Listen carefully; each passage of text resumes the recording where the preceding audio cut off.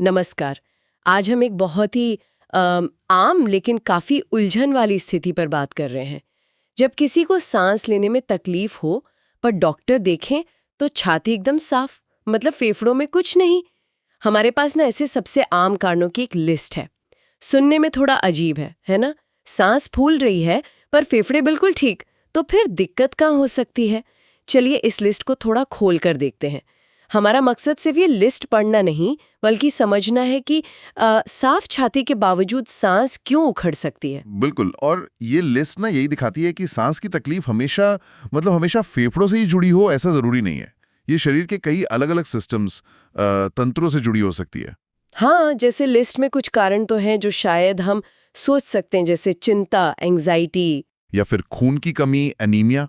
हाँ, ये तो है ही। एंजाइटी में सांस तेज हो जाती है अक्सर, और एनीमिया में वो ऑक्सीजन ले जाने की कैपेसिटी कम हो जाती है खून की, तो शरीर ज्यादा सांस लेता है। सही। पर लिस्ट में कुछ ऐसी वजहें भी हैं जो शायद एकदम से दिमाग में ना आए, जैसे मेटाबॉलिक प्रॉब्लम। मेटाबॉलिक? अच्छा, जैसे? हाँ, मिसाल के तौर पर यूरीमिया, ये किडनी की गंभीर समस्या से जुड़ा है। या फिर ब्लड शुगर का एकदम से गिर जाना, हाइपोग्लाइसीमिया। और एक और है डायबिटिक कीटोएसिडोसिस, डीके जिसे कहते हैं। ओह, डीके, एसिडोटिक ब्रीदिंग। हाँ, उसमें शरीर में एसिड इतना बढ़ जाता है कि बॉडी तेजी से सांस लेकर उसे बाहर फेंकने की कोशिश करती है।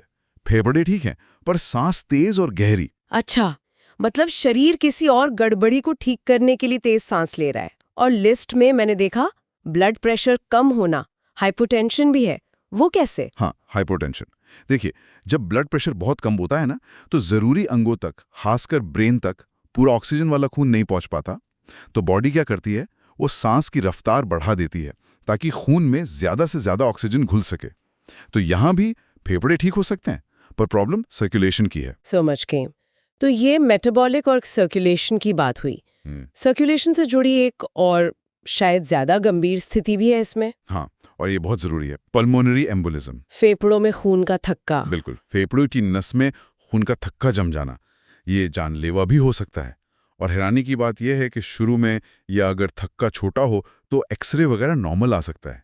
मरीज को सांस लेने में बहुत दिक्कत हो रही होती है, पर छाती की जांच साफ, क्योंकि ये प्रॉब्लम फेफड़े के टिश्यू में नहीं, उसकी नस में है। बाप रे, ये तो वाकई गंभीर है और इसे पकड़ना भी मुश्किल हो सकता है फिर तो। लिस्ट हमें एक और तरफ ले जा रही है, मांसपेशियां और नसें। इसमें लिखा है अत्यधिक थकान, सिवियर फैटिगेबिलिटी और न्यूरोमस्कुलर बीमारियां जैसे मायस्थीनिया ग्रेविस, और तो और ब्रेन स्ट्रोक भी। ये कैसे सांस पर असर डाल सकते हैं? देखिए, सांस लेना सिर्फ फेफड़ों का काम नहीं है ना, इसे हमारा ब्रेन कंट्रोल करता है। और सांस लेने वाली मांसपेशियां जैसे डायाफ्राम, वो ये काम करती हैं।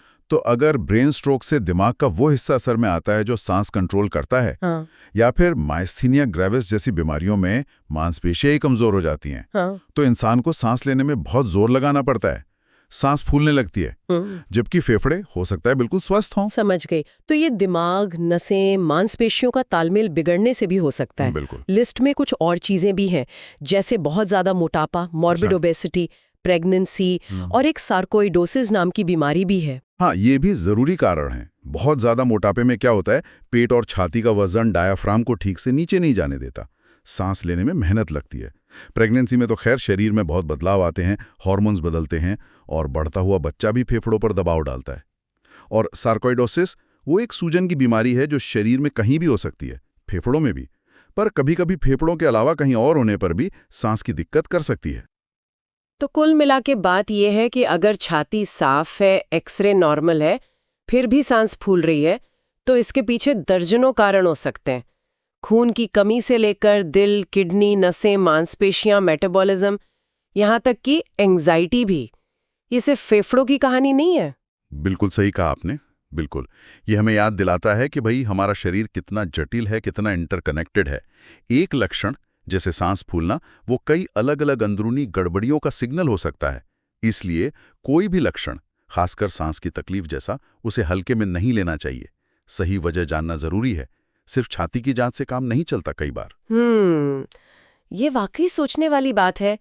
शरीर में और कौन से ऐसे आम लक्षण हो सकते हैं जिनके कारण उतने सीधे या साफ ना हो जितना हम पहली नजर में सोचते हैं? इस पर सोचना काफी दिलचस्प रहेगा।